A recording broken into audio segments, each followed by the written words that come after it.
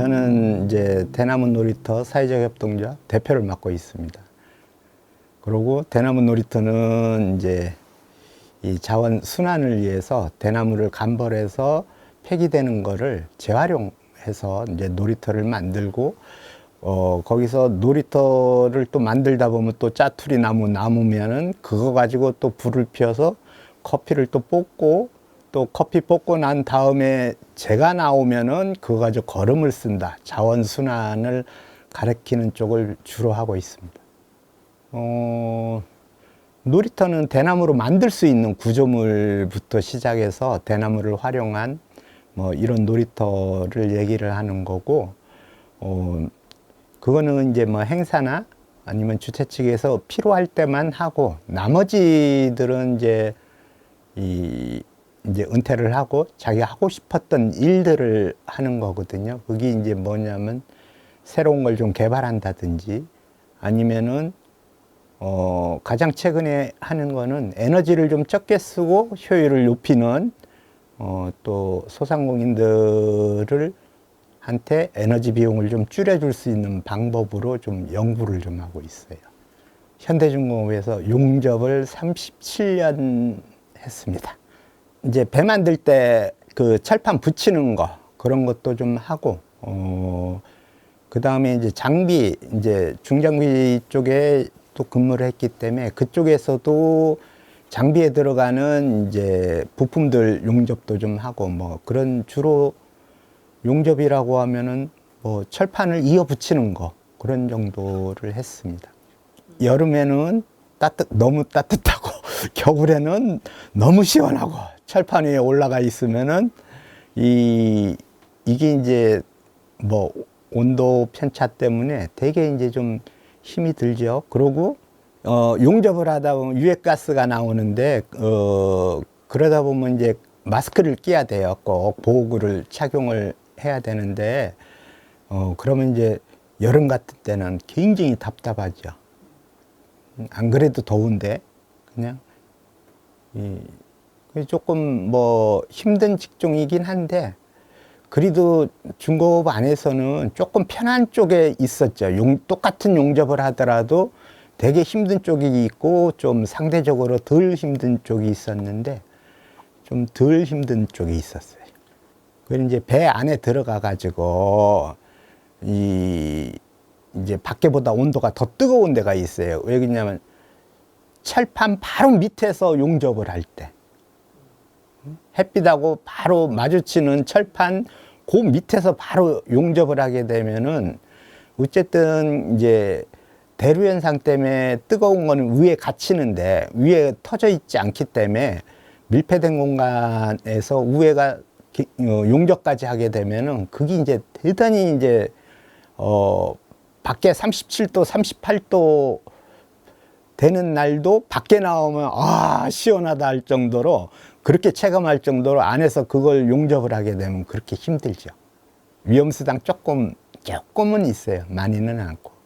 이제 용접을 하게 되면은 불똥이 튀어요. 영어로 하면 스파타라는 건데 불똥이 튀는데 얘가 도깨비 방망이라서 어디로 튈지 몰라요. 아무리 뭐 안전보호구를 다 착용한다 하더라도 얘가 들어가 가지고 저 안전화 밑에까지 뚫고 들어가 가지고 저 밑에 발가락에 가 가지고 아이고 뜨거워 할 정도로 이게 그런 경우도 가끔 있거든요. 그리고 뭐 이 가죽 장갑을 꼈는데 얘가 어디서 들어가 가지고 저 밑에 있는 손까지 가서 손등까지 가서 아이고 뜨거워 하면 움찔하는 정도 뭐 그런 정도니까 이제 가장 좋은 거는 일단은 용접 이제 보호구를 잘 착용하는 거지만 그런다고 해서 100% 다 막아지는 거는 아닙니다. 우리나라 현재 인구 구조상 지금의 학부모들이 기술을 가르치려고 하지 않잖아요. 자기 자식이 기술을 배워가지고 먹고 살겠다 하는 애들은 거의 없고 그러다 보니 이제 우리나라의 현장에서 일할 사람은 계속 줄어들고 있고 은퇴하는 이제 베이비 부머 세대라고 하는 1차 베이비 부머 세대는 재작년까지 은퇴를 했고 이제 작년부터 2차 베이비 부머 세대 75년생까지가 2차 베이비 군번 세대로 오는데 이 인원도 계속 빠져나온단 말이에요. 그러다 보니까 이제 어떤 문제가 있냐면 산업 현장에서 일할 수 있는 사람이 없는 거예요.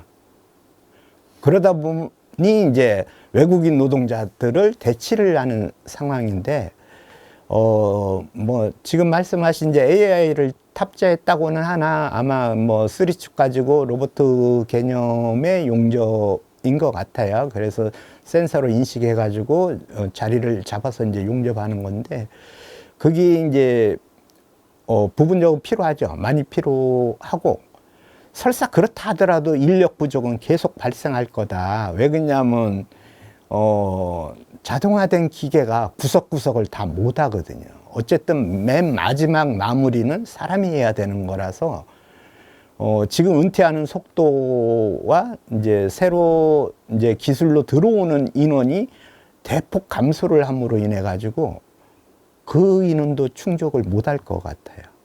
그래서 이 우리나라 조선업이 그나마 유지가 되려면은 AI가 들어와야 되는 거고, 어쨌든 이제 산업 자체는 대한민국에서 이제 중국으로 넘어가고 또 중국에서 또 인도로 넘어갈 거고, 이게 이제 산업 구조의 변천사니까 어차피 우리나라도 조선 강국이 되기 전에는 70년대까지만 해도 일본이 조선 강국이었기 때문에 일본은 뭐 지금 거의 사장돼 있고, 특히나 이제 미국 같은 경우는 조선업 자체가 이제 보호주의를 띄어서 한 440개 되는 조선소가 있었어요, 옛날에.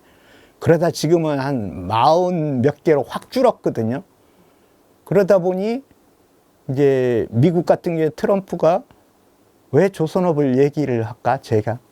그거는 이제 무기 때문에 그런 거거든요. 군함 수리도 못하고, 잠수함 수리도 못하고, 이미 가지고 있는 이제 잠수함 만들기도 그렇고, 이 이지스함이나 항공모함을 만들 이제 사람이 없는 거예요. 그래서 이제 한국하고 좀 어떻게 해보겠다, 막 이런 얘기를 하는 거거든요. 그럼 뻔히 보이잖아요. 속셈이 보여요.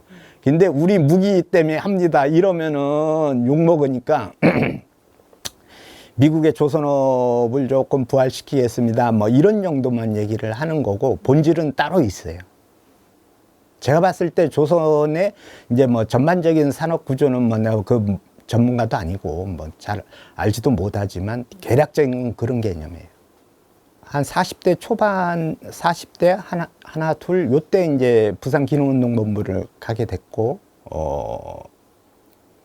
거기서 이제 환경과 생태에 대한 뭐 이런 내용이 이제 주된 내용이니까, 자립적인 삶을 얘기하는 이제 쪽이니까. 그러다가 이제 1, 2년 있다가 이제 전국 기능운동본부에서 적정기술 교육이 있었어요. 일주일 교육이 있었어요. 그래서 때는 이때다 하고, 나 휴가 좀 갔다 온다 하고, 그, 난로를 만든다고. 난로를, 고효율 난로를 만든다고 이제 공지가 떴어요. 그래서 그걸 신청을 하면서 가는 날 이제 용접면하고 몇 가지 아주 기본적인 것만 딱 챙겨가세요. 혹시 몰라서 지대로 쓰고 왔지만은.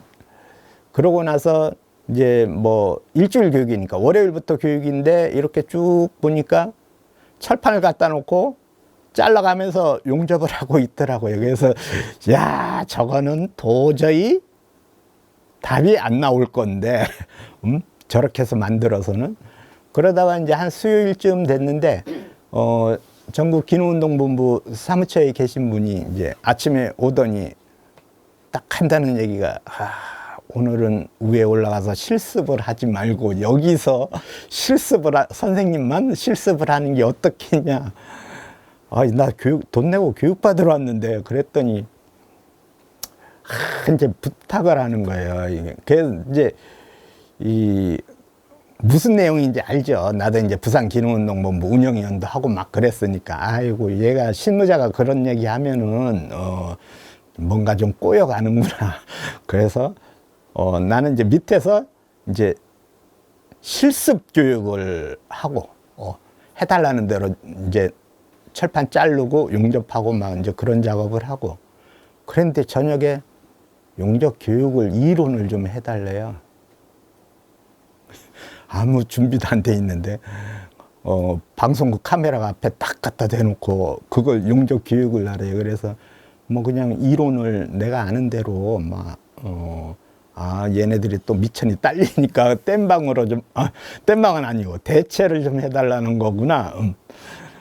그래서 그냥 거기서 그냥 뭐 설명해주고 뭐 며칠 동안 내생 찢고 뽑고 막 자르고 막 이제 이거를 그러니까 이제 현장에서 쇠를 많이 다뤄봤으니까 이제 쇠의 물성을 정확히 잘 알죠. 그러면서 난로는 이렇게 만들어야 되는구나라고 이제 실습 교육을 개인 교습을 받고 왔는데 그 다음부터 이제 어차피 난로는 불을 피우는 거잖아요. 불장난하는 거니까. 그거 와서 오자마자 이제 바로 부산기능운동본부 동원해가지고 이쪽에서 교육을 계속 진행을 했거든요. 그게 한 15년 넘었어요. 그래서 이 이론과 뭐 실습을 동시에 하는 걸로 그래서 나무는 좀 적게 쓰고 효율은 좀 높이는 쪽으로 이런 쪽으로 간 거고 두 번째 질문하신 이제 목공 분야는 재질만 다르지 쇠하고 나무하고 이렇게 물성의 특징만 조금 이해하면은 다루기는 그렇게 어렵지 않거든요. 별 차이가 없어요. 그래서 지금 이제 뭐 계속 이 나무 잘라 가지고 그거 가지고 목공 교육을 하고 막 그렇게 하기는 하는데 기본적으로 이제 뭐 쇠를 많이 다뤄봤으니까 이거는 좀 쉽게 적응을 한 거죠. 1986년도에 내가 사연 때문에 낚시를 놀러를 갔어요. 일요일 날. 근데 이제 하필이면 그 동국대 애들이 와가지고 배 타고 와서 물을 떠가더라고요. 그런데 니네들 왜 왔냐 그랬더니 그 방구대 안각과 그 탁본을 뜨러 왔대요. 그게 그 탁본이 지금 경주 박물관에 전시되어 있는 최초 탁본이에요. 그래서 그때부터 이제 여기에 이제 문화유산이 있구나. 그러고 특히나 이제 올해 이제 그 문화유산 등재를 앞두고 있어요. 6월 달에. 근데 이제 뭐 심사에서 뭐 어떻게 될지 모르겠지만 여기에 대해서 이렇게 지역 자체도 이거를 문화유산으로 인식을 못하고 저희 대단히 큰 메리트가 있는 이제 관광상품까지 갈 수 있는 부분인데 저걸 개발을 못하고 있단 말이에요. 근데 이제 뭐 누구 책임을 떠나서 이거를 조금 알릴 수 있고 그 다음에 이제 보여줄 수 있는 것들을 좀 만들어내자. 그래서 제일 좋은 거는 선사 동굴, 선사 그림, 선사 이야기로 좀 풀어가 보자. 그런 식으로 이야기, 스토리텔링이 좀 필요한 거지. 좀 이거를 방구대 안각화를 알려야 됩니다 라고 떠들면 어떻게 알 거냐라는 문제가 나오는 거잖아요. 근데 그냥 나는 이제 편안하게 이제 그냥 동굴처럼 하고 선사 이야기로 좀 풀었으면 좋겠다. 대중적으로 좀 풀었으면 좋겠다. 누구나 다 쉽게 접근할 수 있는 방식으로 풀었으면 좋겠다 해가지고 작년부터 이제 본격적으로 그 방구대 안각화 관련해서도 뭐 내가 전문가가 아니니까 전문가한테 자문을 구하고 저작권 동의를 받고 그러면서 진행을 하고 있어요. 협동조합이나 마을기업이나 사회적 기업에 대해서 조금 부정적인데 왜 그러냐면은 여러 사람이 모여서 구성을 할 거 아니에요. 그러면 내부에 문제가 생겨요. 잘 돼도 망하고 안 돼도 망해요. 잘 되면은 서로 기여도를 따지고 내가 더 많이 기여했니? 막 이제 이래 따지고 안 되면은 우리나라 사람 잘하는 넘타다는 거. 니 때문에 그래.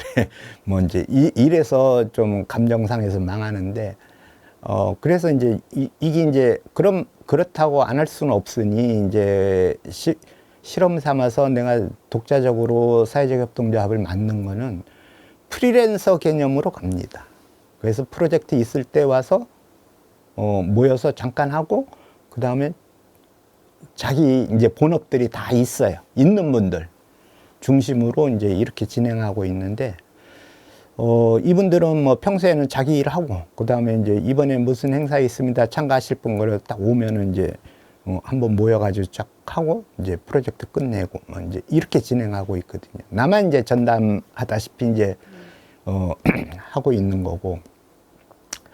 그러다 보니 이제 또 이것도 또 단점이 있어요. 결속력이 좀 떨어진다는 단점이 조금 있거든요. 띄엄띄엄 모이니까.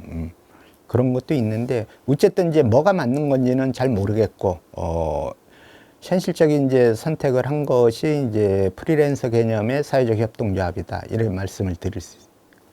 이 외국인 노동자 문제, 그 문제는 이제 계속 지금 고민을 하고 있는 거고, 이제 중간중간 접촉을 좀 하고 있어요. 근데 그거는, 외교부, 법무부, 그 다음에 그 고용노동부, 뭐 이게 굉장히 좀 복잡해요. 그러니까 지자체가 이제 선뜻 덤비지 않는데, 그래서 일단은 이제 울주군의 지역경제과 이제 소상공인 뭐 지원하는 이쪽 과에서 뭐 지난주에 전화 와가지고 뭐 그 뭐야 사회적 기업들 사업 고도화를 신청을 하라고 해서 제가 이제 그 소상공인 살리는 쪽으로 에너지는 좀 적게 쓰고 효율을 높이는, 뭐 그렇다고 뭐 내가 소상공인들 다 해결해 줄 수는 없지만은 소상공인들이 작년 연말 기점으로 해서 엄청나게 이제 망했거든요. 그리고 지금도 이제 여전히 특히나 탄핵 이후에, 계엄 이후에 더더군다나 이제 폭망하는 과정으로 가고 있어요. 코로나 때보다 더 심각해진 거거든요. 이게 이제 조금 뭐 에너지 비용이라도 줄여줬으면 좋겠다. 뭐, 이런 걸 접촉하면서 아까 얘기했던 그 외국인 문제도 이제 계속 접촉을 해야 되니까 이제 좀 풀어보려고, 군하고 지자체하고 협업을 하지 않으면은 외국인 문제는 또 안 풀리는 거니까, 그런 생각을 가지고 있고, 기존에 했던 거는 이제 환경이나 생태 뭐 이거는 평소에 이제 그 고정적으로 뭐 기농운동본부나 아니면 기농기촌 교육하는 데서 요청이 들어와요. 교육을 매년 이제 확정돼 가지고 올해는 몇 번 교육을 해주세요. 뭐 이런 식으로 들어오거든요. 그러면 이제 뭐 그거는 뭐 기존에 했던 대로 그냥 알파 수준으로 왔다 갔다 하면 되는 거고, 이게 어쨌든 이제 환경이나 생태 문제가 관련해서 자원의 순환, 자원의 재활용, 뭐 이쪽으로는 이제 뭐 계속 이제 교육을 할 수 있는 여력이 되면은 그쪽은 계속 가야 된다. 왜 제3세계만 이 적정 기술이 필요하냐. 우리나라도 필요하다. 지금처럼 미세먼지 많고 겨울철에는 이 공간을 청소한다면은 제가 자주 쓰는 방법. 청소할 때 먼저 분무기로 물을 쫙 공중에 대고 뿌려요. 그러고 나서 얘가 쭉 떨어지면은 마른 걸레 가지고 밀대 가지고 싹 닦아내면은 누리끼리 한 게 엄청 많이 나오거든요. 근데 지금은 우리나라에서 대부분 겨울철에 습도 조절한다고 가습기 틀어, 또 미세먼지 때문에 공기청정기 써, 그 다음에 청소기 돌려. 청소기 돌리면 뒤로 뭐 필터 좋은 거, 허파 필터 아니면은 미세먼지 엄청 많이 나오거든요. 일반 필터 써가지고는. 이거를 왜 하냐. 전기 쓰고, 전기 많이 쓰고, 그 다음에 기계 산다고 돈 들여가고. 근데 우리는 찍찍이 해봐야 한 2,000원이면 사는 거고, 밀대는 한번 사놓으면은 한 뭐 1, 2만 원 주고 사면은 걸레만 좀 바꾸면 되는 거니까 1년에 한 번씩 계속 재활용할 수 있는 거고. 그래서 어쨌든 이제 그런 식으로 이 대한민국도 여전히 이제 너무 전기에만 의존하고 편리성만 따지고 막 이러다 보니까 눈에 보이는 것만. 근데 눈에 안 보이는 그 미세먼지는 생각도 못 하고, 그 다음에 이제 환경도 생각을 못 하고, 뭐 이런 거를 가능하면 이제 할 수 있는 데까지는 하는 거죠. 그렇게 해야 사실은 에너지 비용도 줄어들지만 환경 문제에 대한 고민들을 좀 더 하지 않을까 이 생각을 하고 있어요. 울산 저널 독자 여러분들은 뭐 어쨌든 생각이 있으셔가지고 구독을 좀 해주시는데 이제 옆집에 좀 안내를 좀 더 했으면 좋겠고, 그러자니 이제 울산 저널에서 컨텐츠들이 좀 더 새로운 것들이 나와야 되거든요. 이게 이 독자들한테 얘기하는 것도 필요하지만 또 한편으로는 무언가를 좀 괜찮은 아이템들을 계속 소개할 수 있는, 그 다음에 다양성 시대에서 다양한 내용들이 다른 신문에서 볼 수 없는 내용들이 계속 올라가야 된다, 이렇게 생각을 하고 있습니다.